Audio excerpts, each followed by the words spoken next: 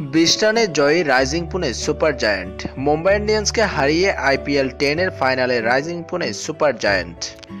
টসে জিতে প্রথমে রাইজিং পুনে সুপার জায়ান্টকে ব্যাট করতে পাঠায় মুম্বাই ইন্ডিয়ান্স। ব্যাটিং করতে নেমে মুম্বাই ইন্ডিয়ান্সকে 162 রানের মোটামুটি সহজ লক্ষ্য দেয় রাইজিং পুনে সুপার জায়ান্ট। কিন্তু 162 রানের এই সহজ লক্ষ্যটি তাড়া করতে নেমে 9 উইকেট হারিয়ে 142 রান তোলে মুম্বাই। 10টি ম্যাচ জিতে লিগ তালিকায় শীর্ষে থেকে প্লে অফে পৌঁছানো দলকে এমন ধাক্কা খেতে হবে তা হয়তো অনেকেরই কল্পনায় ছিল না। মুম্বাই ইন্ডিয়ান্সকে সেই ধাক্কা খেতে হলো। এদিকে রাইজিং পুনে সুপার জায়ান্টের দলে দুর্দান্ত ফর্মে থাকা বেন স্টোকস দলে না থাকায় বিশেষজ্ঞরা মুম্বাই ইন্ডিয়ান্সকে এগিয়ে রেখেছিল। কিন্তু সব বিশেষজ্ঞর ভবিষ্যৎবাণী যেন বৃথা গেল।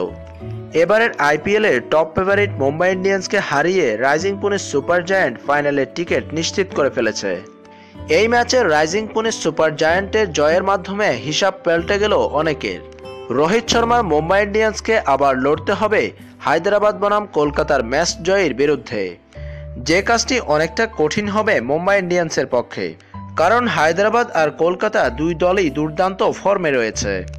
এবারের আইপিএলে নিজেদের দাপট দেখিয়ে যাচ্ছে এই দুই টিমের প্লেয়াররা।